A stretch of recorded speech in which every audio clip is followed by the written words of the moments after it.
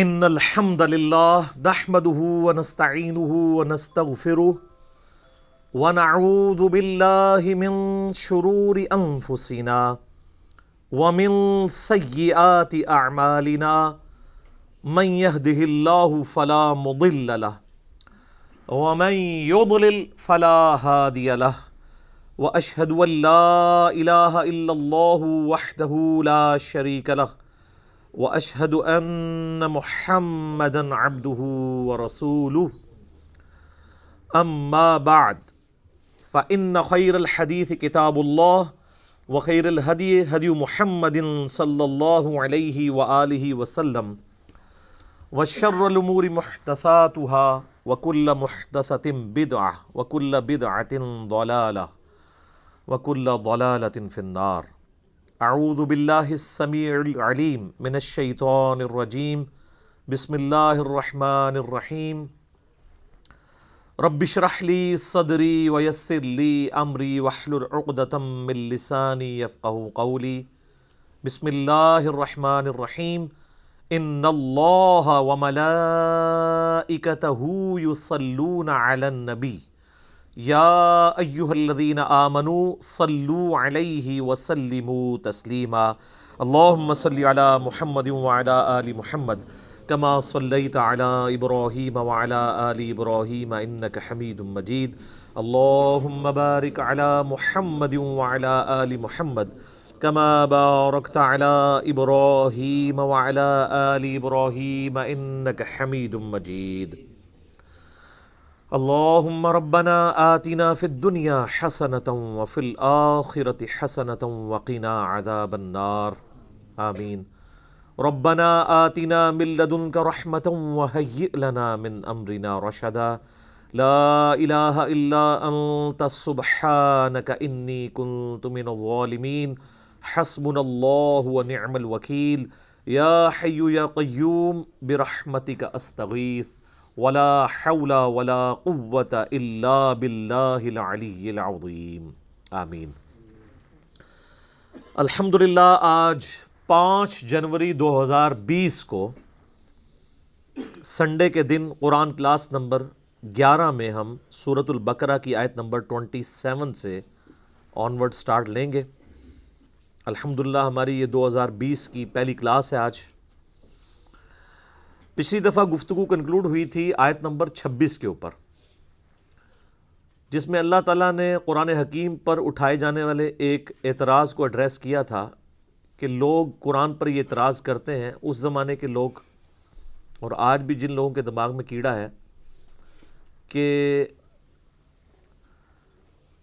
اللہ تعالیٰ نے جو قرآن حکیم میں مچھر کی یا مکڑی کی یا مکھی کی مثالیں جو بیان کی ہیں، تو اس سے مقصد کیا ہے؟ یہاں تو مچھر کا ذکر ہے، اس سے پہلے مکڑی اور مکھی کی مثال آ چکی تھی. مکڑی کے نام پہ تو پوری صورت ہے، سورۃ العنکبوت. کافروں کے ایمان کو مکڑی کے جالے سے تشبیہ دی گئی تھی. اور مکھی کی مثال آئی تھی سورہ الحج کے اندر، کہ جن لوگوں کو اللہ کے سوا یہ لوگ مشکل کشا سمجھ رہے ہیں، معبود سمجھ رہے ہیں، ان کی تو اتنی سخت بھی نہیں ہے کہ وہ مکھی اگر ان سے کوئی چیز لے کر اڑ جائے تو اس سے واپس لے سکیں. ایک مکھی بھی پیدا نہیں کر سکتے اور نہ مکھی کی چوری کردہ شے کو واپس لے سکتے ہیں. تو کافروں نے اعتراض کیا کہ اللہ تو اتنا بڑا ہے، اللہ تعالیٰ تو اتنا بڑا عالم ہے، تو وہ کیوں مثالیں ایسی بیان کرتا ہے چھوٹی چھوٹی؟ تو اس پہ اللہ تعالیٰ نے فرمایا تھا کہ اللہ تعالیٰ اس بات سے حیا محسوس نہیں کرتا کہ وہ مچھر یا اس سے بھی کسی حقیر چیز کی مثال بیان کرے، کیونکہ اللہ کا مقصد کسی کے اوپر علم کا روب ڈالنا نہیں ہے بلکہ بات کو سمجھانا ہے. اور پھر ساتھ ہی اللہ تعالیٰ نے ٹونٹ کے طور پہ یہ بات کی کہ یہ ہم اس لیے مثالیں بیان کر رہے ہیں کہ تاکہ اہل ایمان جو ہیں وہ تو اس کو قبول کر لیں گے، ان کے ایمان میں اضافہ ہوگا. اللہ تعالیٰ اس طرح کی مثالوں سے بہت سے لوگوں کو ہدایت دیتا ہے اور بہت سے لوگوں کو گمراہ کرتا ہے. اچھا، یہ آیت لوگوں نے پکڑی ہوئی ہے، یضل بہ کثیرا ویہدی بہ کثیرا. اور یہ قرآن نہیں پڑھنا چاہیے، قرآن پڑھ کے کوئی گمراہ بھی ہو سکتا ہے. جس کا یہ عقیدہ ہے کہ قرآن گمراہ کرنے والی کتاب ہے وہ تو کافر ہے، کیونکہ قرآن گمراہی کے لیے تو آئی نہیں ہے، یہ تو ہدی للناس ہے۔ سورہ البقرہ میں ہے ہدی للناس وبینات من الہدی والفرقان، یہ پوری انسانیت کے لیے ہدایت ہے، اور اس میں ہدایت کے روشن دلائل ہیں، اور یہ حق اور باطل میں تمیز کرنے والی کتاب ہے، الفرقان۔ اور یہ الفرقان جو ہے یہ صرف کتاب نہیں ہے، جس شخص پہ یہ نازل ہوئی ہے ان کے بارے میں صحیح بخاری میں حدیث ہے، محمد فرق بین الناس، محمد صلی اللہ علیہ وآلہ وسلم لوگوں میں حق اور باطل کے اعتبار سے فرق ہے۔ تو ہمارے محبوب صلی اللہ علیہ وآلہ وسلم بھی الفرقان ہے، اور ان پہ جو کتاب نازل ہوئی یہ بھی الفرقان ہے، یعنی حق اور باطل میں تمیز کرنے والی کتاب۔ اب ان آیات کے ہوتے ہوئے کوئی یہ کہے کہ قرآن لوگوں کو گمراہ کرتا ہے، تو وہ اپنے دماغ کا علاج کروائے۔ یہ آیت یہ بیان ہو رہی تھی کہ جو لوگ قرآن کا مذاق اڑاتے ہیں، قرآن پہ ایمان نہیں رکھتے، قرآن کی دعوت کو قبول نہیں کرتے، وہ گمراہ ہوتے ہیں، کیونکہ یہ جب مثال بیان ہوگی ایمان والے قبول کر لیں گے، ان کو ہدایت مل جائے گی، اور جب قرآن میں مثال کا کوئی انکار کرے گا وہ گمراہ ہو جائے گا۔ یعنی قرآن نے اسے گمراہ نہیں کیا، بلکہ وہ قرآن کا انکار کر کے گمراہ ہوا۔ دیکھیں کس بڑے لیول کا یہ دھوکہ دیتے ہیں۔ اسی طرح کا ایک دھوکہ انہوں نے دیا ہوا ہے جو سورۃ الجمعہ میں آتا ہے، علماء یہود کی مثال۔ اللہ نے فرمایا یہ گدھوں کی مثال ہے، جیسے گدھے کے اوپر کتابیں لادی گئی ہوں۔ تو وہ کہتے ہیں جو کتابی باتیں کرے، جو کتابوں کے حوالے دے، تو وہ تو گدھے پہ بھی کتاب لاد دی جائے۔ اچھا، گدھے پر کتاب لادنے کی مثال اللہ نے اس لیے دی کہ گدھا کتاب پڑھ نہیں سکتا، نہ اس سے استفادہ کر سکتا ہے۔ تو وہ علماء یہود جن کے پاس اولڈ ٹیسٹمنٹ موجود تھی، تورات اور زبور موجود تھی، یا کرسچنز جن کے پاس نیو ٹیسٹمنٹ انجیل موجود تھی، ان کتابوں سے وہ نبی صلی اللہ علیہ وآلہ وسلم کے بارے میں جو پروفیسیز تھیں، پیش گوئیاں تھیں، ان کو پڑھ کے آپ علیہ السلام کی دعوت پہ لبیک کہتے، لیکن انہوں نے ان کتابوں سے استفادہ نہیں کیا، گویا کہ وہ ان گدھوں کی مانند ہیں کہ جیسے گدھے کے اوپر کتاب لاد دی جائے نا، تو گدھا کتاب تو پڑھ نہیں سکتا، صرف بوجھ ہی اٹھائے پھرتا ہے۔ تو کتاب کا مقصد تھا استفادہ کرنا، تو اللہ نے علماء یہود کو استفادہ نہ کرنے کی وجہ سے کہا ہے کہ یہ گدھوں کی مثال ہے۔ تو معذرت کے ساتھ ہمارے علماء کے لیے یہ مثال بیان ہوئی ہے۔ وہی خرابیاں یہاں بھی پیدا ہوں گی نا، بخاری مسلم میں حدیث آتی ہے، جو کتابوں سے استفادہ کر رہا ہے وہ گدھے کی مثال نہیں ہے، کیونکہ گدھا تو کتاب نہیں پڑھ سکتا۔ گدھے کی مثال وہ علماء ہیں جن کے شوکیسوں میں کتابیں رکھی ہوئی ہیں، اور وہ ان کو پڑھ کے صحیح بات نہیں امت تک پہنچاتے۔ تو کتاب پڑھنے والا، اس پر عمل کرنے والا گدھا نہیں ہوتا، بلکہ کتاب کو رکھ دینے والا، صرف سجانے والا، اور روب کے لیے بڑے بڑی وہ عربی کتابیں پرنٹ کر کے تو یوں کھول کے لوگوں کو جو ہے وہ یہ تاثر دینا کہ ہم بہت بڑے علامے ہیں اور عمل کوئی نہ کرنا، وہ گدھے کی مثال ہے۔ تو تھوڑی سی اپنی بھی عقل استعمال کیا کریں کہ جو لوگ قرآن اور سنت سے آپ کو دور کر رہے ہیں، یہ مسلمانوں کی شکل میں شیاطین ہیں۔ اگر ہمیں کوئی یہودی یا عیسائی آ کے کہے نا قرآن ڈائریکٹ نہ پڑھنا گمراہ ہو جاؤ گے، ہم کہیں گے دیکھا اللہ کا دشمن ہے، اسی لیے مجھے قرآن سے روک رہا ہے۔ اور اگر یہی بات کوئی مولوی کرے، ہم کہتے ہیں سبحان اللہ، مفتی صاحب نے صحیح فرمایا۔ تو ایسی عقل کا پھر ماتم ہی کرنا چاہیے نا۔ تو اب اللہ تعالیٰ اس آیت کو آگے کھول رہا ہے کہ یہ جو میں نے کہا کہ قرآن کے ذریعے گمراہی کماتے ہیں وہ لوگ، تو ان لوگوں کے اندر نشانیاں کیا پائی جاتی ہیں جو قرآن کی دعوت کو نہ قبول کر کے گمراہی کماتے ہیں؟ قبول کرنے والے تو ہدایت پہ ہیں۔ وہ ہے اب اگلی آیت، الذین ینقضون عہد اللہ من بعد میثاقہ، یہ وہ لوگ ہیں جو اللہ سے عہد کرنے کے بعد، پختہ عہد کرنے کے بعد توڑ دیتے ہیں۔ اب ظاہر ہے یہ تعویل خاص کے اعتبار سے تو یہودیوں سے اللہ تعالیٰ نے عہد لیا ہوا تھا، آگے چل کے آئے گا اللہ تعالیٰ نے کوہ طور کو ان کے اوپر سائبان کی طرح بلند کر دیا تھا کہ اس کتاب تورات پہ ایمان لاؤ ورنہ پہاڑ تمہارے اوپر گرنے لگا ہے۔ آپ ذرا امیجن کریں اتنا بڑا پہاڑ بادل کی شکل میں اوپر آ جائے اور کہا جائے کہ پکڑو تورات کو ورنہ آیا جائے تہاڈے ہوتے، تو وہ بڑا کس لیول کا پکا عہد پھر انہوں نے کیا ہوگا، لیکن اس کے بعد توڑ دیا انہوں نے۔ اور تعویل عام کے اعتبار سے ہر انسان نے اللہ سے ایک عہد کیا ہوا ہے، جس کی ڈیٹیل آئے گی سورۃ الاعراف میں، الستُ بربکم، اللہ نے ہماری ارواح سے یہ عہد لیا تھا، کیا میں تمہارا رب نہیں ہوں؟ تو سب نے مانا تھا کہ ہاں تو ہی ہمارا رب ہے۔ ہماری جبلت کے اندر توحید موجود ہے، لیکن وہ عہد پھر لوگ توڑ دیتے ہیں۔ اندر جو توحید موجود ہے اس سے روگردانی اختیار کرتے ہیں۔ وَيَقْطَعُونَ مَا أَمَرَ اللَّهُ بِهِ أَن يُوصَلَ، اور وہ رحمی رشتوں کو توڑ دیتے ہیں جن کے جوڑنے کا اللہ نے حکم دیا ہے۔ حقوق العباد کا معاملہ آ گیا۔ پہلی چیز حقوق اللہ اور توحید، اور دوسری چیز حقوق العباد میں وہ لوگ کمزور ہوتے ہیں۔ حقوق العباد میں وہی کمزور ہوگا نا جو اللہ کے معاملے میں کمزور ہوگا۔ اگر اسے سورۃ النساء کی آیت پتہ ہوگی کہ جو لوگ یتیموں کا مال نہ حق ہڑپ کر رہے ہیں وہ اپنے پیٹ میں دوزخ کی آگ بھر رہے ہیں، جو آگ اس وقت تو ہمیں نہیں جلا رہی لیکن ڈورمنٹ پوزیشن میں ہے، آخرت کے اندر یہ ایکٹیو ہو جائے گی۔ تو ڈاکٹر اسرار صاحب اکثر کہا کرتے تھے رحمہ اللہ تعالی کہ جو دنیا میں صرف مورل لاز جو ہے وہ ایسے ہیں جو ایکٹیو نہیں ہیں، فزیکل لاز سارے ایکٹیو ہیں۔ اگر کسی کی زبان پہ انگارہ رکھ دیا جائے زبان جل جائے گی، لیکن حرام کا لقمہ رکھا جائے، آپ خنزیر بھی بے شک زبان پہ رکھ لیں زبان نہیں جلے گی، کیونکہ وہ مورل لاز ہیں۔ وہ آخرت میں جا کے وہ ایکٹیو ہو جائیں گے۔ کسی نے حرام کا مال کھایا تھا، دنیا میں نہ بھی نکلے، اس کے پیٹ میں درد نہ بھی ہو، آخرت میں وہی سارا مال اس کے اوپر عذاب بن کے مسلط کر دیا جائے گا۔ تو حقوق العباد کے معاملے میں بھی قطع رحمی کرتے ہیں، اور قطع رحمی سے مراد جو رحمی رشتے ہیں، آپ کے قریبی رشتہ دار ہیں، ان کے ساتھ وہ اس نے سلوک نہیں کرتے۔ بخاری اور مسلم دونوں میں حدیث ہے، جب اللہ تعالیٰ نے صلہ رحمی کو پیدا فرمایا تو اس کو مخاطب کر کے کہا کہ جو تجھے جوڑے گا میں اس سے اپنا تعلق جوڑوں گا، اور جو تجھے توڑے گا میں اس سے اپنا تعلق توڑ لوں گا۔ تو یہ اسلام میں حقوق اللہ اور حقوق العباد یہ پیرلل میں چلتے ہیں۔ وہ غامدی صاحب اکثر ایک بات کرتے ہیں کہ اگر کسی شخص نے کسی کا مال نہ حق ہڑپ کیا ہے، یا کسی نے اپنے بھتیجوں یا بھانجوں کی جائیداد کے اوپر ناحق قبضہ کر لیا ہے، یا اپنی سسٹر کی وراثت دبا لی ہوئی ہے، اور وہ یہ سمجھتا ہے کہ میں پہلے تہجد کے 2 نفل پڑھتا تھا اب 4 پڑھ لوں گا تو میری وہ چیزیں معاف ہو جائیں گی، نہ، کبھی نہیں معاف ہوں گی۔ آپ خانہ کعبہ میں تکبیر اولیٰ کے ساتھ پوری زندگی بھی نمازیں پڑھتے رہیں، ایک پیسہ بھی کسی کا دبایا وہ معاف نہیں ہونا۔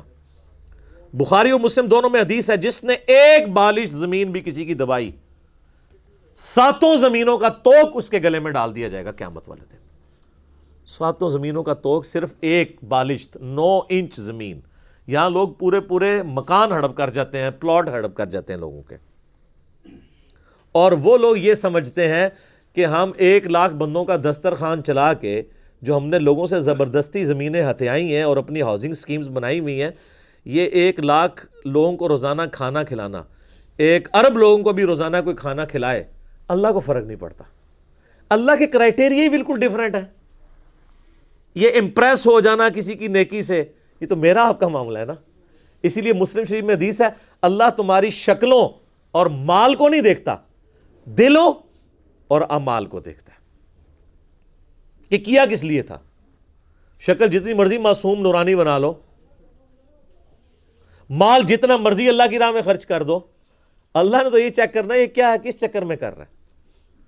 اور قرآن حکیم میں کم از کم 4 مقامات پہ یہ مضمون ریپیٹ ہوا ہے کہ جو اس قسم کے اعمال کرنے والے لوگ ہیں، اللہ فرماتا ہے قیامت والے دن ہم ان کے اعمال کی طرف بڑھیں گے اور ان کو بکھرا ہوا غبار کر دیں گے، جیسے کوئی ایک فٹ بال کی طرف بڑھتا ہے نا اور ٹھوکر مار کے پرے کرتا ہے۔ اللہ تعالیٰ فرماتے ہیں ہم ایسے لوگوں کے اعمال کو ختم کر دیں گے۔ وہ اعمال تو ہے ہی نہیں تھے، وہ جن کاموں کے لیے وہ کیے گئے تھے وہ ان کو اجر مل چکا۔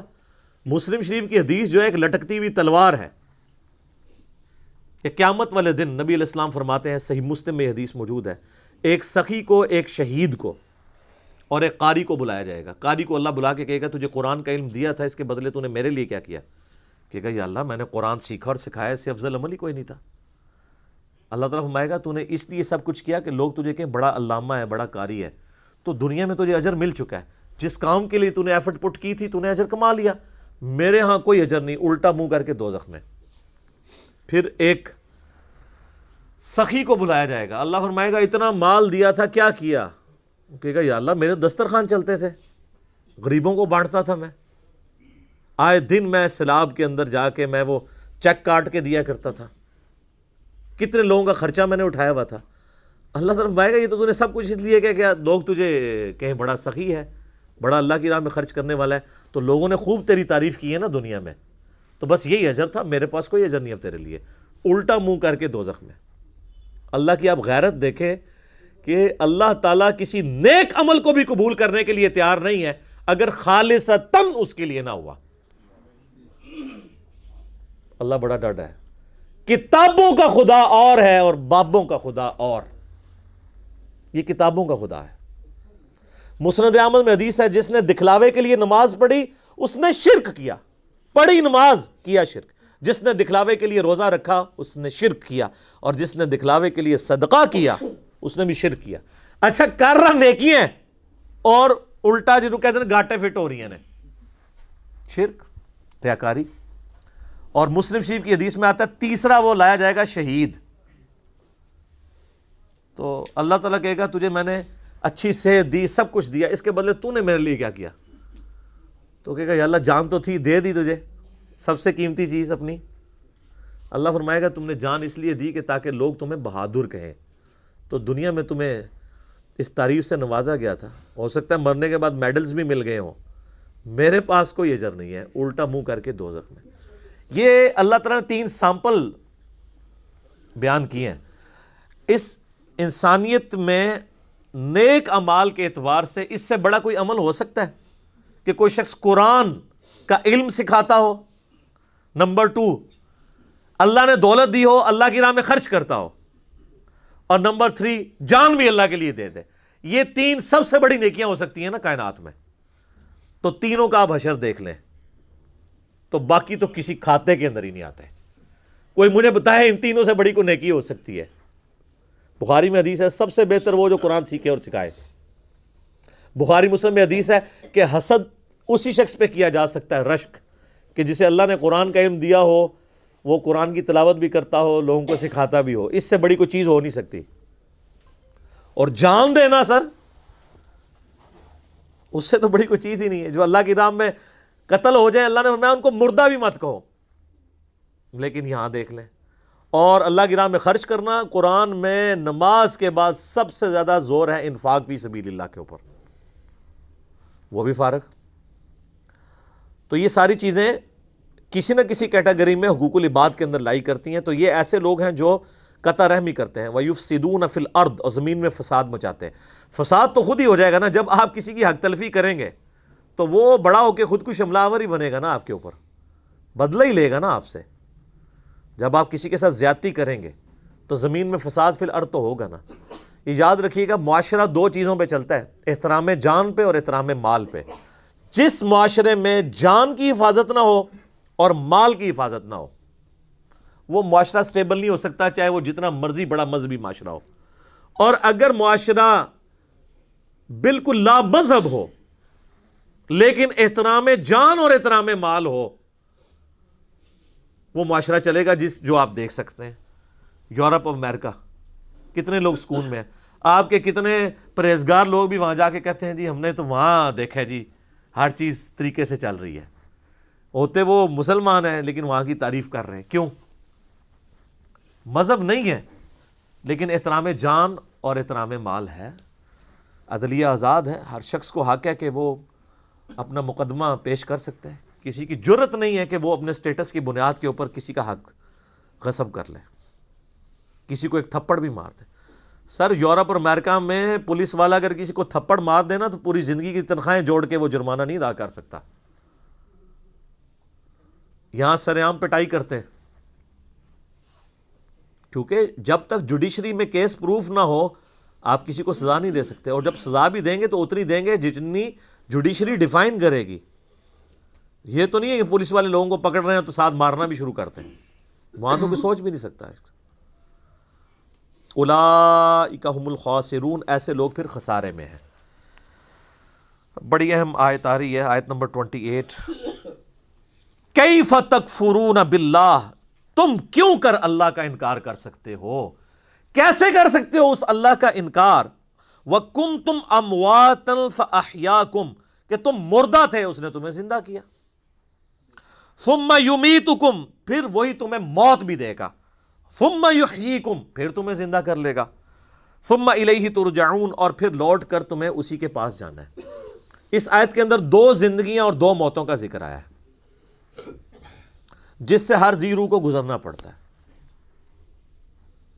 اللہ تعالیٰ نے جب روحوں کو پیدا فرمایا، جسم تو بعد میں دیے گئے نا ان کو، جن سے روحوں سے عہد ہوا الستو بربکم، اس کے بعد انہیں ایک نیند سلا دیا، موت۔ وہ پہلی موت تھی جو ہر ایک پہ طاری ہوئی۔ پھر اللہ تعالیٰ اس دنیا کی زندگی میں اسے ماں باپ کے ذریعے پیدا کرتا ہے، یہ اس کی پہلی زندگی ہوتی ہے۔ اس سے پہلے جو تھی وہ تو روحیں تھی نا، روح اور جسم کے ساتھ تو زندگی یہ بنی نا۔ پھر یہ دنیا کی زندگی گزارتا ہے اور اسے موت آ جاتی ہے، یہ اس کی دوسری موت ہوتی ہے۔ اور پھر قیامت والے دن اسے پھر سے زندہ کیا جائے گا، وہ اس کی دوسری زندگی ہوگی اور وہ ختم نہیں ہوگی، پھر موت نہیں آئے گی۔ اسی لیے سورہ المؤمن پارہ نمبر 24 میں آپ دیکھیں گے کہ کافروں کو جب دوزخ میں ڈالا جائے گا نا، تو وہاں وہ اللہ تعالیٰ سے ایک ریکویسٹ کریں گے، اور وہ کمال کی چیز ہے۔ یہ قرآن حکیم میں 2 ہی مواقع ایسے ہیں جہاں پر 2 زندگیوں اور 2 موتوں کا ذکر ہے۔ ایک تو یہ موقع ہے، اور دوسرا ہے سورۃ المؤمن کی آیت نمبر ہے 11۔ آپ کا یہ جو بلو مصحف ہے اس میں 469 نمبر پیج ہے۔ سورۃ المؤمن، سورت نمبر 40، 40 نمبر سورت، آیت نمبر ہے 11۔ قالوا ربنا امتنا اثنتین واحییتنا اثنتین، اے رب ہمارے تو نے ہمیں 2 دفعہ موت دی اور 2 دفعہ زندگی دی۔ فاعترفنا بذنوبنا، ہمیں اعتراف ہے اپنے گناہوں کا، اپنے جرائم کا۔ فہل الی خروج من سبیل، تو اب یہاں سے بھی کہیں اور نکلنے کا کوئی معاملہ ہو سکتا ہے؟ یعنی وہ کہیں گے کہ جس طرح اے اللہ تو نے 2 زندگیاں 2 موتیں دی، تو اب کوئی اگلی سٹیج بھی آنے والی ہے کہ اب ہم اپنے آپ کو سیدھا کر لیں۔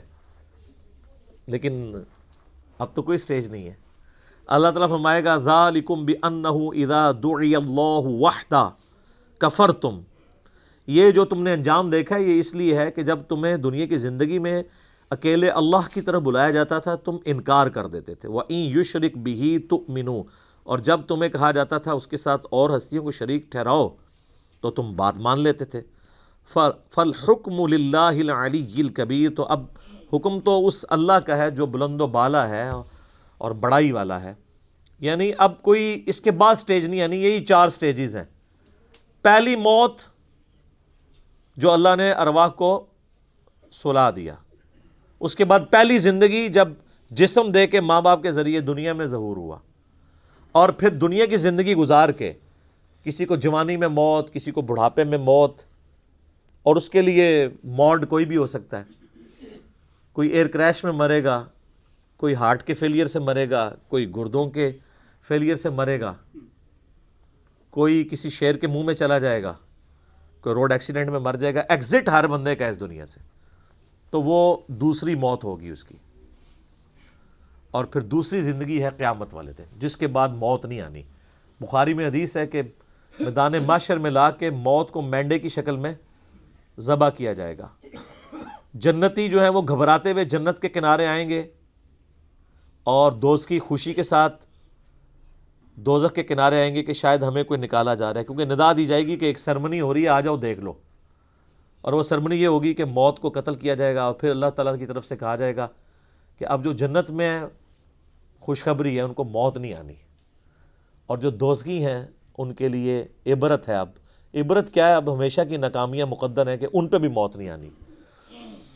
تو ان پہ ایسی مایوسی طاری ہوگی جو کبھی طاری نہیں ہوئی ہوگی، کیونکہ اب امید کی آخری کرن بھی ختم ہو گئی نا۔ سورہ الفرقان میں آتا ہے نا کہ وہ موت اللہ طرف مانگے گا، ایک نہیں ہزاروں موتیں آج مانگو، موت نہیں تمہیں آئے گی، کیونکہ موت سے وہ سمجھیں گے کہ معاملہ ٹل جائے، تو موت نہیں آئے گی۔ اللہم اجرنا من النار، اللہم من احییتہ منا فاحیی علی الاسلام ومن توفیتہ منا فتوفہ علی الایمان۔ تو اللہ تعالیٰ بتا ہے پھر زندہ کر کے تمہیں اپنے رب کی طرف لوٹایا جائے گا۔ آپ دیکھیں یہ ابھی 4 رکوع مکمل نہیں ہوئے اور پورے قرآن کا خلاصہ، الہامی کتابوں کا خلاصہ، انبیاء کی دعوت کا خلاصہ، زندگی کا مقصد، سب کچھ سورۃ البقرہ کے پہلے 4 رکوعوں کے اندر کور ہو گیا۔ هو الذی خلق لکم ما فی الارض جمیعا، وہی اللہ ہے جس نے زمین میں ہر چیز تمہارے لیے پیدا کی ہے، یعنی یہ سب کچھ انسان کے لیے پیدا ہوا ہے۔ ایک ویسے وہ ضعیف روایت بھی ہے نا المستدرک الحاکم میں نبی الاسلام کے بارے میں کہ اگر میں تجھے نہ پیدا کرتا تو یہ کائنات پیدا نہ کرتا۔ اصول محدثین پہ روایت صحیح نہیں ہے، لیکن پرنسپلی یہ بات درست ہے کہ زمین و آسمان یہ سب چیزیں اللہ نے انسان کے لیے پیدا کی ہیں ایز اے اسپیشیز۔ سورہ ہود میں بھی آتا ہے، اور اس لیے کہ لیبلوکم ایکم احسن عملا، سورۃ الملک میں بھی آتا ہے تاکہ تمہیں آزمایا جائے کہ کون تم میں سے اچھے اعمال کرتا ہے۔ تو یہاں پہ بھی اللہ تعالیٰ ہمارا ہے کہ ہم نے جتنا کچھ زمین میں سب کچھ انسان کے لیے پیدا کیا ہے، اور دیکھیں سر ہر چیز انسانیت کی خدمت میں لگی ہوئی ہے۔ آپ کسی چیز کا ذکر کریں، ہم آپ کو سائنٹیفکلی پروف کریں گے کہ وہ انسان کی خدمت میں ہے۔ سورج انسان کی خدمت میں ہے، سورج کی تپش کی وجہ سے سمندروں کا پانی ایویپوریٹ ہوتا ہے اور وہ بارش کی شکل میں ہم پہ برستا ہے، گلیشیئرز کی فارم میں برف باری ہوتی ہے پہاڑوں کے اوپر، اور وہ سٹوریج ٹینک ہیں اللہ کے۔ ورنہ سمندر سے اگر آپ کو یہاں پانی لانا پڑے 1000 کلومیٹر دور تو مصیبت نہ بن جائے۔ تو وہ فری میں وہاں سے پانی پہنچ رہا ہے شمالی علاقوں میں، وہاں پہ گلیشیئرز، اور پھر اسی سورج کی تپش سے وہ گلیشیئر پگھلتے بھی ہیں۔ اگر آپ کو گلیشیئر پگھلانے پڑ جائیں تو کتنی انرجی چاہیے؟ آپ کے تو گھر کی گیس نہیں روٹی پکانے کے لیے پوری ہو رہی، ان گلیشیئرز کو کون پگھلا سکتا ہے؟ اور پھر وہ جب گلیشیئرز پگھلتے ہیں تو زمین کے اوپر بھی دریا چلتے ہیں اور زمین کے نیچے بھی سوتوں میں دریا چلتے ہیں۔ سینکڑوں تربیلا ڈیم کے برابر تو پنجاب صرف زمین سے پانی نکال رہا ہے، وہ اللہ کے بنائے ہوئے ڈیم ہے۔ اچھا، پھر اس پانی کے ذریعے فصلیں اگ رہی ہیں، فصلیں نہ اگیں جانور نہیں کھا سکتے، ہم نہیں کھا سکتے، نہ جانور زندہ رہ سکتے ہیں نہ ہم زندہ رہ سکتے ہیں اگر پانی نہ ہو اور اگر سورج نہ ہو۔ دنیا میں ہواؤں کا چلنا، موسموں کا بدلنا، ہر چیز ڈیپینڈنٹ ہے سورج پہ۔ صرف سورج ختم ہو جائے نا، خود بخود ساری زندگی روئے ارض سے ختم ہو جائے گی، کیونکہ پودے اپنی خوراک ہی نہیں تیار کر سکیں گے۔ جب پودے مر جائیں گے جانور بھی مر جائیں گے، تو انسان کیا کھائے گا؟ مٹی کھا کے زندہ رہ سکتا ہے؟ ختم۔ تو اللہ تمہارے زمین میں ہر چیز میں نے تمہارے لیے پیدا کی ہے، اور اس میں امپلائڈ ہے کہ تمہیں اپنے لیے پیدا کیا ہے۔ وہ آگے چل کے پھر دعوت آ جائے گی کہ یہ جو پریویلیجز ہی نہیں صرف دے دیے گئے ہیں کہ لو جی جناب یاشی کرو، نہیں، اس کے گیس میں کچھ ڈیمانڈ بھی کر رہا ہوں۔ سورہ ذاریات میں تو کھل کے مضمون ہے نا، وما خلقت الجن والانس الا لیعبدون۔ ہم نے جنوں اور انسانوں کو نہیں پیدا کیا سوائے اس لیے کہ وہ ہماری عبادت کریں، ہمیں مانیں نہیں، صرف عبادت کریں۔ اور عبادت کا مطلب ہے اللہ کو ماننا اور اللہ کی ماننا، ٹوٹل اوبیڈینس۔ ثم استوى الى السماء، پھر اللہ تعالیٰ آسمان کی طرف متوجہ ہوا یا مستوی ہوا، فسواہن 7 سماوات، اور پھر آسمانوں کو 7 آسمان بنا دیا، وَهُوَ بِكُلِّ شَيْءٍ عَلِيمٌ، اور وہ ہر چیز کو اپنے علم کے ذریعے گھیرے ہوئے ہے۔ اب یہ پورا بریک اپ پھر آگے جا کے سورہ ہود میں، سورہ حامیم السجدہ میں آئے گا کہ 6 دنوں میں اللہ تعالیٰ نے جو ہے وہ زمین و آسمان کو پیدا فرمایا اور جتنے ریسورسز رکھے۔ اس کے اوپر میرا ایک کلپ بھی ریکارڈڈ ہے، یوٹیوب پہ اپلوڈڈ، آپ دیکھ سکتے ہیں۔ آج میں اس بحث میں نہیں پڑھوں گا۔ تو یہ جو استوا الی السماء ہے، ہم اس کو اللہ کے سپرد کرتے ہیں کہ جیسا کہ اس کی شان کے لائق ہے، اس کا بلند ہونا، اس کی کیفیت میں ہم نہیں پڑھ سکتے، یہ متشابہات میں سے ہے۔ اب میرے بھائیوں، ہمارے ماں باپ کا ذکر خیر شروع ہوا چاہتا ہے یہاں سے۔ یہ ہے امپورٹنٹ رکوع۔ پہلے 3 رکوعوں میں تو اللہ تعالیٰ نے سب کچھ کور کیا۔ پہلے انسانیت کی جو 3 کیٹیگریز ہیں ان کو ایڈریس کیا، کون کون سی؟ مؤمن، کافر اور منافق۔ اور اس کے بعد قرآن حکیم کو اس اعتبار سے پیش کیا کہ کوئی کتاب ایسی پیش کر سکتے ہو تو پیش کرو، تم عاجز آ جاؤ گے، یہ اللہ کی طرف سے نازل ہوئی ہے۔ پھر اس کتاب کے اس کو بھیجنے والے نے اور ہمیں پیدا کرنے والے نے ہمیں کیوں پیدا کیا، اس کتاب کو بھیجنے کا مقصد کیا تھا۔ پھر بنیادی بات سے یعنی چیزوں کا آغاز کیا کہ اللہ تعالیٰ نے تمہیں زندگی دی ہے، 2 موتیں اور 2 زندگیاں، اور اس کے بعد زمین پہ اس نے تمہیں بسایا ہے، یہ میریکل پلانٹ تمہارے لیے بنایا ہے، یہاں پہ اللہ نے اس کو اس قابل بنایا کہ یہاں پہ تم زندہ رہو۔ اور یہ تو میں موٹی موٹی ابھی باتیں کر رہا ہوں نا، یہ تو 1 گھنٹہ بولا جا سکتا ہے۔ سائنٹسٹ اسے کہتے ہیں fine tuning, millions of fine tuning صرف روئے ارض کے اوپر ہیں، ملینز میں، کروڑوں کی تعداد میں۔ ان میں سے ایک فائن ٹیوننگ بھی ڈسٹرب ہو جائے نا، صرف سورج اور زمین کا فاصلہ ڈسٹرب ہو جائے نا، تب بھی یہ زمین پہ ساری مخلوقات تباہ و برباد ہو جائے، یا بہت سردی ہو جائے گی یا بہت گرمی ہو جائے گی، دونوں شکل میں یہاں پہ کوئی نہیں زندہ چیز رہ سکتی۔ پھر یہاں پہ پانی کی فزیکل پراپرٹیز، ہر پراپرٹی ایک فائن ٹیوننگ ہے، کیمیکل پراپرٹیز، فضا کے اندر آکسیجن اور نائٹروجن کی جو مقدار ہے، پھر آکسیجن کی اپنی پراپرٹیز، صرف آکسیجن ہی آپ ختم کر دیں سب کچھ ختم۔ تو یہ ہر ایک فائن ٹیوننگ ہے۔ میں نے اس کے اوپر ایک ویڈیو ریکارڈ کروائی تھی، مسئلہ نمبر 60، ہو از اللہ in the light of latest scientific facts, اللہ کون ہے جدید سائنسی حقائق کی روشنی میں۔ اب یہ چوتھا رکوع ہے جس میں اللہ تعالیٰ نے اس بنیادی بات سے شروع کیا ہے جہاں سے سارا انسانیت کا سلسلہ شروع ہوا تھا۔ آپ دیکھیں سورہ بقرہ جو ہے، اس کو شروع میں رکھنے کی اب آپ کو حکمت بھی کلیئر ہو رہی ہوگی۔ قرآن میں کوئی صورت اس قابل نہیں ہے سورہ بقرہ کے سوا کہ اسے قرآن کے آغاز میں رکھا جاتا، کیونکہ جب آپ کوئی کتاب کھولتے ہیں تو آپ کو تھوڑا ایک بلو پرنٹ تو کلیئر ہونا چاہیے یہ کتاب کیا کرنے جا رہی ہے، وہ سورہ بقرہ ہی ہے۔ اور اللہ کے پاس جو مصحف لوح محفوظ میں ہے، انسانیت کی پیدائش سے پہلے بھی وہ اسی ترتیب پہ ہے جو ترتیب ہمارے پاس اب موجود ہے، اگرچہ یہ ترتیب نزولی نہیں ہے لیکن ترتیب مصحف بل ہوا قرآن مجید فی لوح محفوظ یہی ہے۔ اب وہ ذکر آ رہا ہے وَإِذْ قَالَ رَبُّكَ لِلْمَلَائِكَةِ إِنِّي جَاعِلٌ فِي الْأَرْضِ خَلِيفَةً، اور وہ وقت یاد کرو جب اللہ تعالیٰ نے فرشتوں سے فرمایا کہ بے شک میں زمین میں ایک خلیفہ بنانے والا ہوں۔ بھائی خلیفہ کی ضرورت تو اس کو پڑتی ہے جسے موت آ جانی ہو، کہ مرنے سے پہلے وہ اپنے لیے کسی کو نامزد کر دیتا ہے، میرے بعد یہ کام چلائے گا، یہ معنی بھی ہوتا ہے خلیفہ کا۔ لیکن خلیفہ کے لیے یہ ضروری نہیں ہے کہ جو اس کو خلیفہ بنا رہا ہے کہ وہ بھی مر چکا ہو۔ اس کو آپ دنیاوی مثال سے سمجھیں کہ جب یہاں پہ انگریزوں کی حکومت تھی نا، تو یہاں پہ وائسرائے ہوتے تھے جو آپ سمجھ لیں ایک پپٹ کنگ، ایک کٹ پتلی ایک جو ہے وہ کنگ کے طور پہ بیہیو کرتے تھے، ان کی اپنی کوئی مرضی نہیں ہوتی تھی، جو کچھ وہاں سے آتا تھا اس کو کرتے تھے۔ ویسے تو آج بھی کٹ پتلی ہیں، تو اس وقت تو بہت زیادہ ہی تھے، وہ ملکہ کی طرف سے کنگ کی طرف سے جو آرڈر آتا تھا اس کو امپلیمنٹ کرتے تھے۔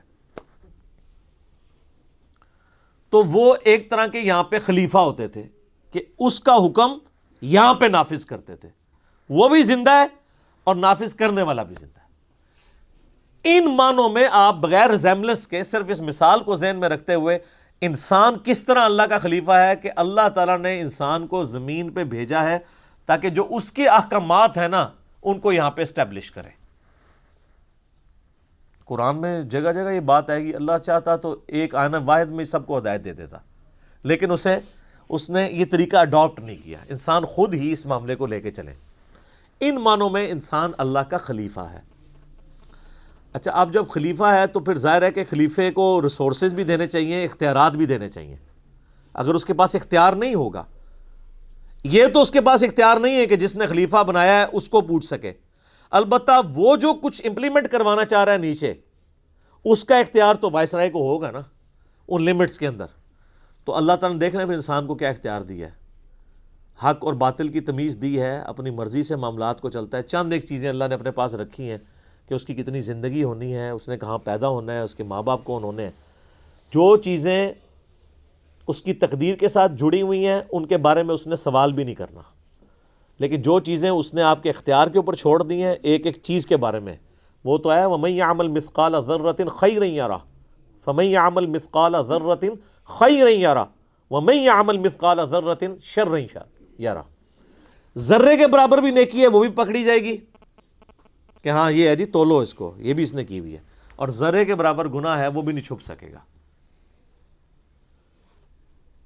اکثر لوگ پوچھتے ہیں نہیں وہ اللہ تعالیٰ چاہتا تو ہم نیک ہو جاتے، وہ تقدیر کے اوپر چیزوں کو ڈالتے ہیں۔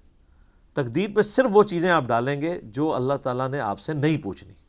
مثلا کسی شخص سے اللہ نے پوچھنا ہے کہ تو افریقہ میں کیوں پیدا ہوا ہے اور تو یورپ میں کیوں پیدا ہوا ہے، تیرا قد اتنا کیوں تھا، نہیں پوچھنا۔ محکمات پوچھی جائیں گی جن چیزوں کا اللہ نے حکم دیا ہے، تو یہ امپلائڈ ہے کہ جس کا حکم دیا اس کا اختیار بھی دیا ہے۔ ویسے کوئی انسان اپنے آپ کو دھوکہ دے علیحدہ بات ہے، وہ کہتے ہیں نہیں شیطان نہیں نماز پڑھنے دیتا، تو میں اس کی مثال دیتا ہوں۔ آج اگر گورنمنٹ اناؤنسمنٹ کرے کہ جو فجر کی نماز تکبیر اللہ سے پڑھے گا تو 1,00,000 روپے کا چیک لے لے فی نماز، تو سارے دنیا کے شیاطین مل کے ایک بندے کی بھی فجر نہیں چھڑا سکتے۔ آپ جس کے بارے میں گمان کر سکتے ہیں کہ اٹھ ہی نہیں سکتا، وہ یہ جی شروع تو انجی ہے یہ آنکھ ہی نہیں کھل دی، تکو جناب کس نے آنکھ کھل دی ہوتی، تو یہ اپنے آپ کو دھوکہ دے رہے ہیں۔ شیطان کبھی بھی ٹینجیبل آ کے فزیکلی سامنے آ کے نہیں آپ کو ورگلائے گا، زبردستی نہیں پکڑنے کی کوشش کرے گا۔ تو اللہ تعالیٰ نے زمین پہ انسان کو خلیفہ بنانے کا ارادہ کیا تو فرشتوں سے فرمایا، تو فرشتوں کی ظاہر ہے کہ اب فرشتوں سے جب بات کر رہے ہیں تو ظاہر ہے انہوں نے بھی آگے اپنی یعنی ایک ان پٹ دی، قالوا اتجعل فیہا من یفسد فیہا، ان کا کہ اے اللہ تو ایسے کو زمین پہ خلیفہ بنانے لگا ہے جو اس میں فساد کرے گا، وَيَسْفِكُ الدِّمَاء،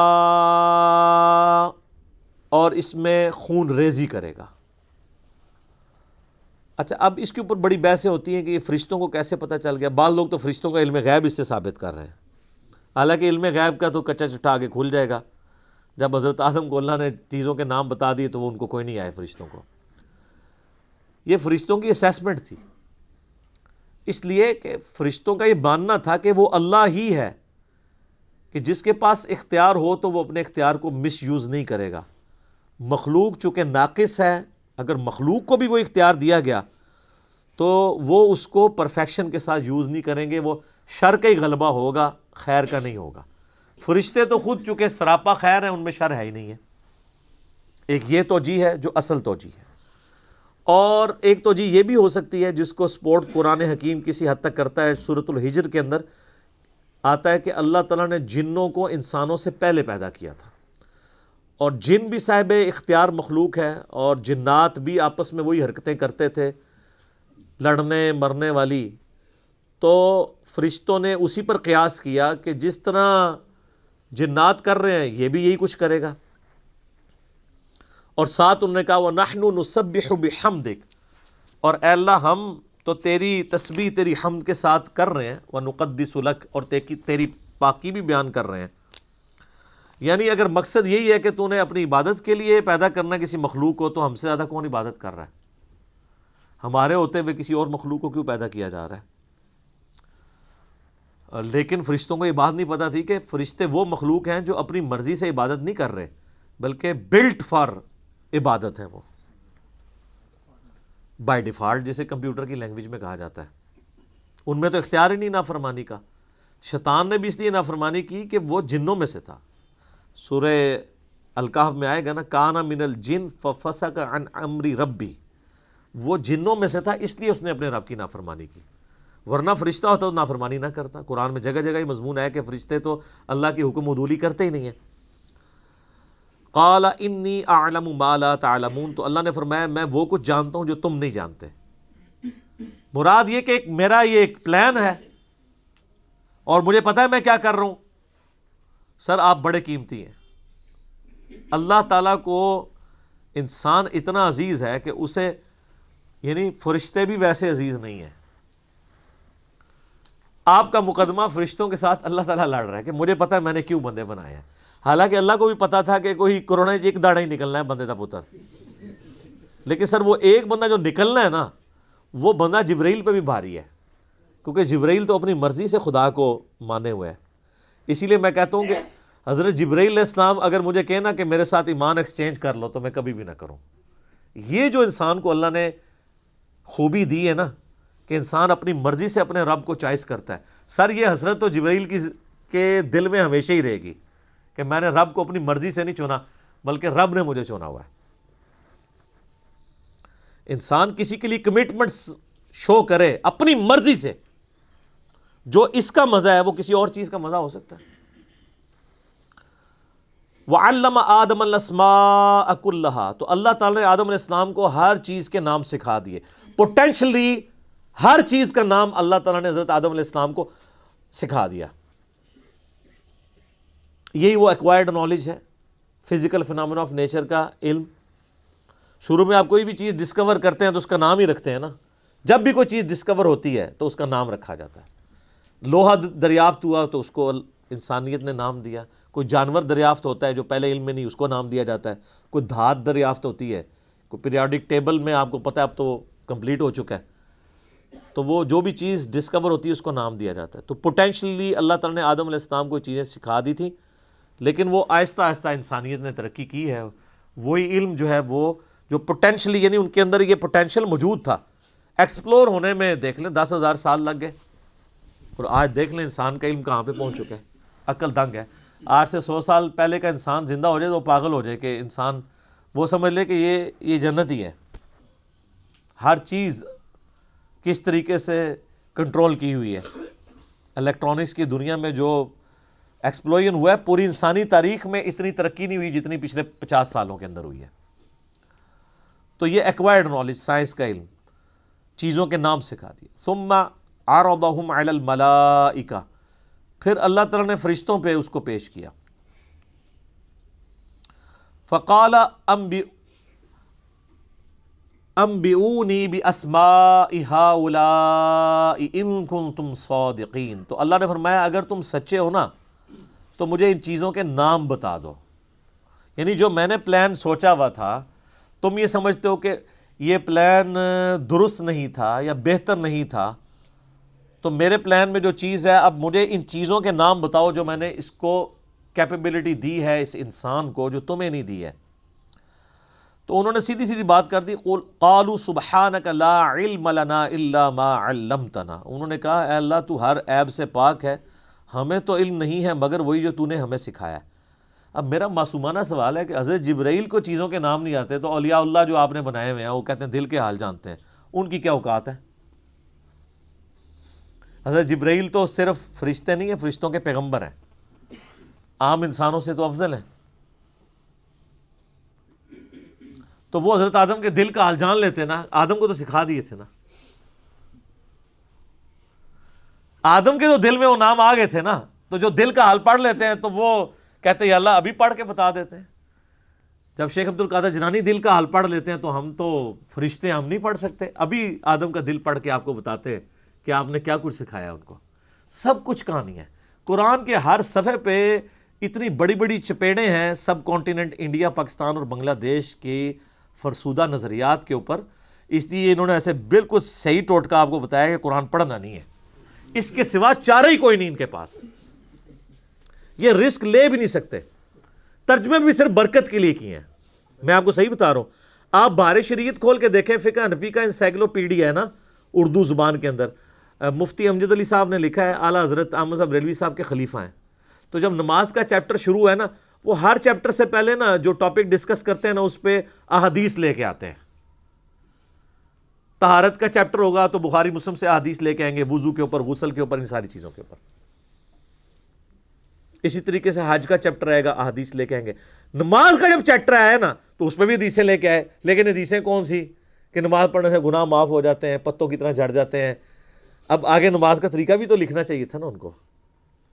تو وہ حدیثیں چھوڑ دی، باقی جتنی بخاری مسلم میں حدیثیں تھیں ساری ایک جگہ جمع کر دیں، لیکن ضمیر تو ملامت کرتا ہے نا. تو اینڈ پہ جا کے لکھا کہ یہ احادیث ہم صرف برکت کے لیے لکھ رہے ہیں، رہا ان احادیث کی روشنی میں نماز کا طریقہ اخذ کرنا تو وہ ہمارا کام ہی نہیں. ہمارے بزرگوں نے بہت عرصہ پہلے یہ کام کر دیا، ہمیں اسے دوبارہ کرنے کی ضرورت نہیں ہے. وہ بزرگ جو بہت عرصہ پہلے کام کر کے گئے نا، وہ کام کر کے نہیں گئے، کام پا کے گئے نا. تو یہ اندھا تھا جب بخاری مسلم سے حدیثیں لکھ رہا تھا، اس کو نہیں پتا تھا کہ نماز کا طریقہ، جب تم فضائل لکھ رہے ہو نماز کا طریقہ بھی اسی بخاری مسلم سے لکھو نا، اور پھر بتاؤ کہ بزرگ کام ڈال کے گئے ہیں۔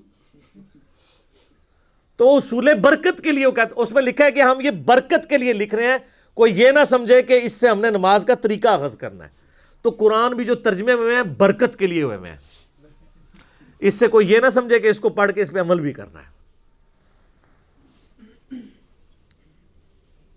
قالوا سبحانک لا علم لنا الا ما علمتنا، انہوں نے کہا اللہ تو پاک ہے، ہمیں تو بس اتنا ہی پتا ہے جتنا تو نے ہمیں سکھایا ہوا ہے، ہم تو دل کا حال نہیں کسی کا جان سکتے، علم غیب نہیں ہے۔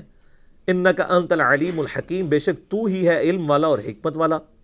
پھر اللہ نے کہا قال یا آدم، اے آدم، انبئہم باسمائہم، ان کو ذرا بتا دو نا ان چیزوں کے نام۔ تو آدم علیہ السلام کو تو اللہ تعالیٰ نے سکھائے ہوئے تھے، تو انہوں نے پھر وہ نام بتا، فلما انبأہم باسمائہم، تو جب آدم علیہ السلام نے ان چیزوں کے نام بتا دیے، یعنی جو بھی اللہ نے ایک سامپل کے طور پہ چیزوں کے نام پوچھے تھے، تو اللہ نے فرمایا قال الم اقل لکم انی اعلم غیب السماوات والارض، تو اللہ تعالیٰ نے فرمایا کہ میں نہ کہتا تھا کہ میں زمین و آسمانوں کے غیب کو جاننے والا ہوں، وَأَعْلَمُ مَا تُبْدُونَ وَمَا كُنْتُمْ تَكْتُمُونَ، اور میں جانتا ہوں جو کچھ تم ظاہر کرتے ہو اور جو کچھ تم چھپاتے ہو۔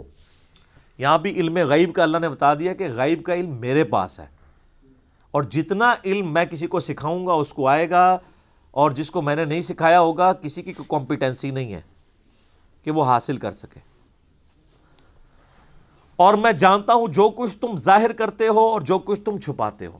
اچھا، اس سے ایک بات تو یہ پتہ چلی کہ آدم علیہ السلام کو اللہ تعالیٰ نے فضیلت دی ہے علم کی بنیاد کے اوپر، وجدان، عشق، یہ جو آپ کو کوئی کہانیاں کرائی ہوئی ہیں ان پہ نہیں، علم کی بنیاد پہ۔ اور ہمارے نبی علیہ السلام کو سورہ طٰہٰ میں اللہ تعالیٰ نے یہ حکم دیا کہ آپ دعا کیا کریں قل رب زدنی علما، اے رب ہمارے، اے میرے رب میرے علم میں اضافہ کر دے۔ تو اللہ تعالیٰ کہ میں جانتا ہوں جو کچھ تم ظاہر کر رہے ہو جو کچھ تم چھپاتے ہو۔ اب جو ظاہر کر رہے تھے وہ تو ہمیں بھی پتہ چل گیا کہ وہ کیا کہنا چاہ رہے تھے کہ یا اللہ ہم تیری عبادت کرنے والے ہیں، کافی ہیں، یہ زمین میں فساد کرے گا، لڑائی جھگڑا کرے گا۔ اور جو تم چھپاتے ہو، یعنی تمہارے دل کے اندر بھی اگر کوئی خیال آتا ہے، انہ علیم بذات الصدور، سینوں کے چھپے ہوئے رازوں کو جاننے والا۔ یہاں پہ شائبہ ہوتا ہے اس بات کا کہ فرشتوں کی خواہش یہ تھی کہ انہیں خلیفہ بنایا جائے، ان کے اندر کہیں چھپی ہوئی خواہش موجود تھی۔ تو اللہ نے فرمایا کہ یہ جو کچھ تم کہہ رہے ہو نا، جو تم کہہ رہے ہو وہ بھی مجھے پتہ ہے، جو تہاڈے اندر خواہش ہے نا وہ بھی مجھے پتہ ہے۔ اس میں یعنی ایک اشارہ ملتا ہے۔ ظاہر ہے وہ جو مقدمہ جس طرح لڑ رہے ہیں، اب وہ ڈائریکٹ تو نہیں کہہ سکتے تھے کہ یا اللہ ہمیں خلیفہ بنا دے، ظاہر ہے اللہ تو مالک ہے، تو مالک کے ساتھ گفتگو کرتے ہوئے ایک ڈیکورم کے اندر ہی اپنا میسج کنوے کیا جاتا ہے نا کہ اللہ اس کو بنا رہا ہے، یہ تو یہ ہے، یہ تو یہ ہے، اس میں تو یہ ہے، یہ ہے۔ تو مراد یہ ہے کہ اسی بھی ہیں، سانو بھی کنسیڈر کرو۔ تو وہ اللہ نے فرمایا کہ جو تم ظاہر کر رہے ہو وہ مجھے پتا ہے، جو تمہارے اندر ہے، جو تمہارے اندر اگر کوئی خواہش چھپی ہوئی ہے نا تو وہ بھی مجھے پتا ہے۔ وَإِذْ قُلْنَا لِلْمَلَائِكَةِ اسْجُدُوا لِآدَمَ، اور جب ہم نے کہا فرشتوں سے کہ سجدہ کرو آدم کو، فَسَجَدُوا إِلَّا إِبْلِيسَ، تو سب سجدے میں گر پڑے سوائے ابلیس کے۔ ابلیس یعنی جو جیلس ہونے والا ہے، حسد کرنے والا۔ اچھا، یہاں پہ یہ حکم نہیں آیا کہ ہم نے فرشتوں اور ایک جن کو حکم دیا، یہ تغلیب کا قاعدہ ہے۔ قرآن میں 7 مقامات پہ قصہ آدم اور ابلیس آیا ہے۔ سورہ البقرہ میں بھی آیا ہے، اس کے بعد سورۃ الاعراف میں آئے گا، سورہ الکہف میں، سورہ بنی اسرائیل میں، سورہ طٰہٰ کے اندر، سورہ صاد کے اندر۔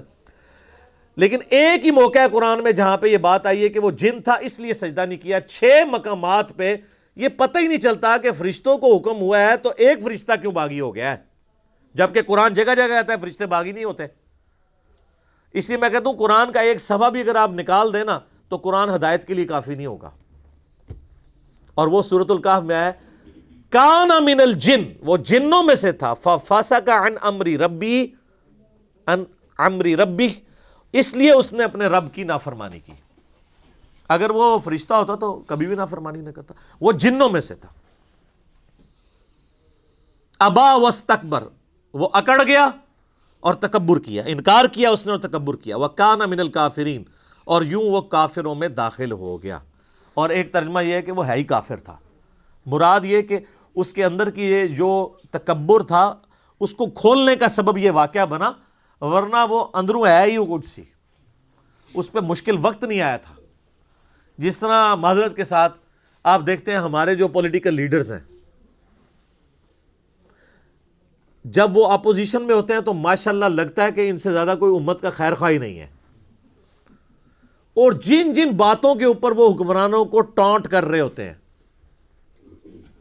جب وہ خود حکومت میں آتے ہیں ان حکمرانوں کی طرح وہ بھی بلکہ اس سے بھی بڑھ کر برے طریقے سے بہیو کر رہے ہوتے ہیں.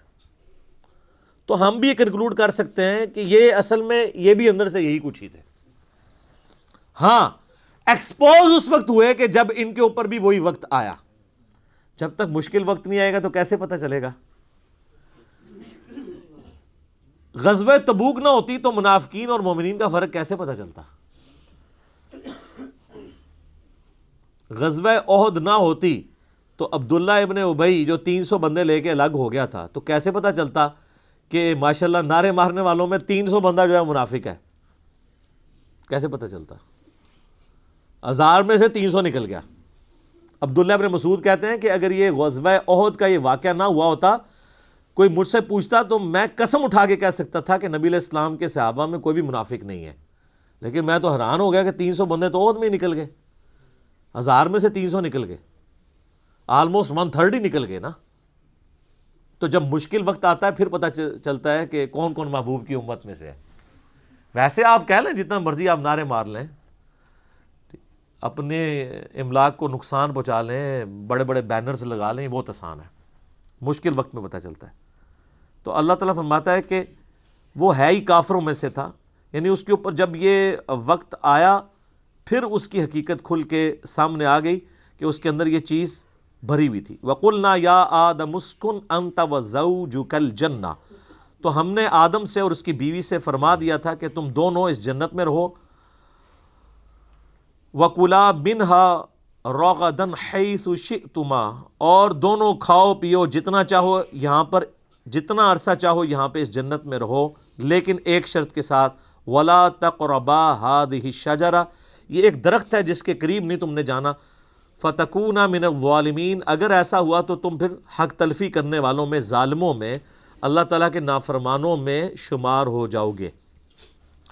اب بعض لوگ کہتے ہیں درخت کون سا تھا؟ وہ جڑا بھی ہوئے درخت تل کے فرق پہنتا ہے. اللہ تعالیٰ وہ درخت کی کوئی خوبی نہیں بتانا چاہ رہا کہ وہ درخت نے اینج کر کے کھینچ لیا سی. یہ بتانا چاہ رہا ہے کہ اللہ نے ایک سیمپل کے طور پہ ایک چھوٹا ٹیسٹ انسان کو گزارا کہ forbidden fruits are always sweet, منع کیے گئے پھل ہمیشہ میٹھے ہوتے ہیں. یعنی وہ انسان اس کی طرف مائل ہوتا ہے نا.